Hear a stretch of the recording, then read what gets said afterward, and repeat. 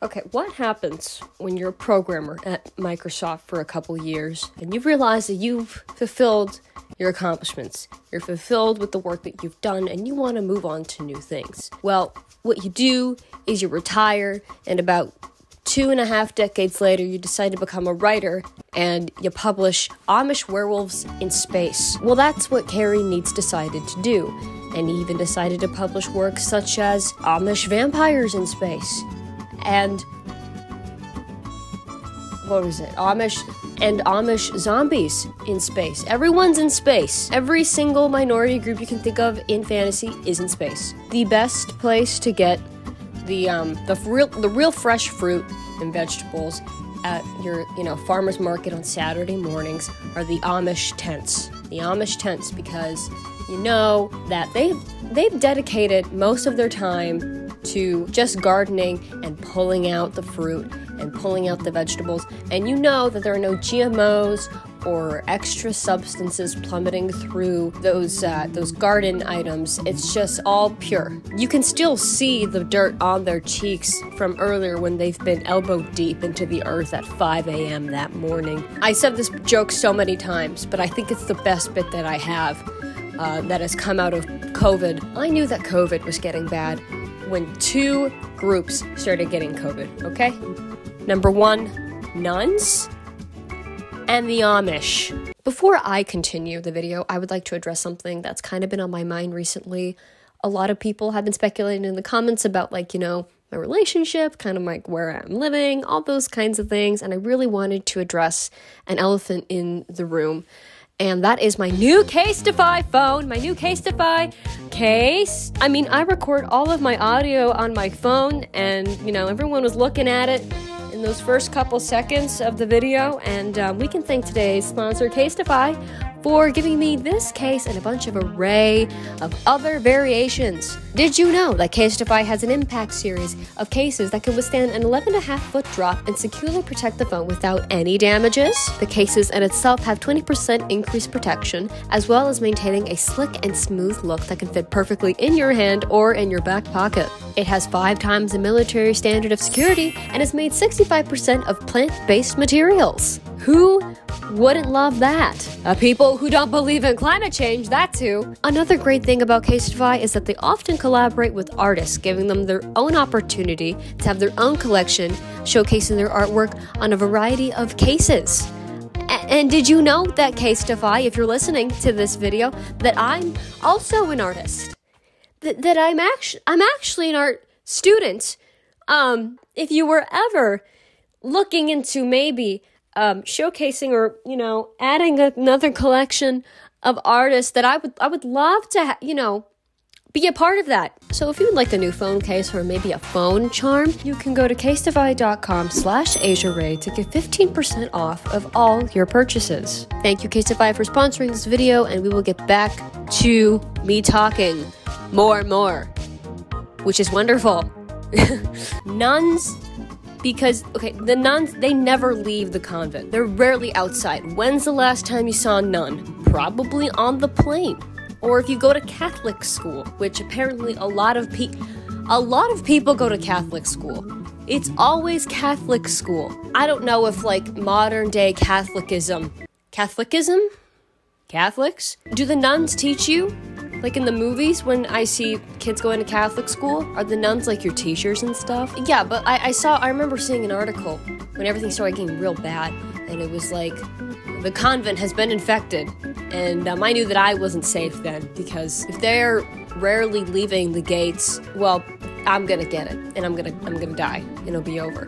And then the Amish, they have their own community away from our world. They're like modern pilgrims. And the only time that you actually see the Amish in public is when they're gonna go to the dentist, or they're going to the local farmer's market on Saturday mornings to sell you their plums. Here are 2 things you'll never see at the DMV. An Amish person and a nun. Together. They're probably in separate lines. I understand why people don't like driving. I get it, because usually a lot of people live in places where the general public in the area doesn't know how to drive. And so it's just a taxing event just to like go out and get groceries. It takes like 30 minutes. And then like, you know, maybe you've been driving since you were 15 and by 23, it's kind of like old work. It's like, I've done it enough. And you know what? I might be out of the small percentage, as scientists say, but I like driving. I do enjoy getting behind the wheel and driving to my locations. And I think that's probably because I've only been driving for about 6 months. If my IMDb page of driving history were a thing, it would say driver's license 6 months, driver's permit 3 years. I had my permit for 3 years. I didn't go to the DMV once, but twice to renew my permit. And I never got my driver's license until recently because I failed, but because I feared. I hate taking tests. Any sort of test, I don't like it. I mean, I don't even have to go on like a rant as to why I don't like taking tests, because the general public can agree with me on this. And you know what? I was actually thinking a couple days ago, is there anything we can all agree on? Is there anything that the entire human race can come together and be like, yeah, you know what? That's actually, I agree with that. No, there's not. Is murder bad? No, because murder exists, and without murder, we wouldn't have JCS psychology. I love JCS psychology. I start my mornings with JCS psychology, criminal psychology. If you don't know what it is, it's this YouTube channel, and they basically just like tell a little bit of a story of what happened, like in a murder or like a crime, and then the rest of the video is just footage of the suspect in the interrogation room with the investigators. And you know, like podcasts, how they're always set up where it's like the two hosts are across the table and then like their guest is on like the other side.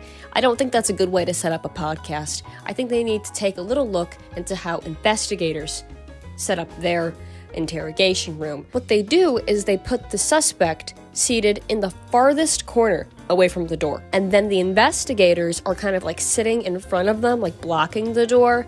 And it's kind of giving this message that the only way to get out of the situation, the only way to even move on from this and move forward is you have to get through the investigators. You have to come clean, and that's the only way you're going to get out of here. And I think a lot of podcasts should really be set up like that. Because if you put them across a table, it gives them a lot of free range. You got to corner them. You got to be like, you know?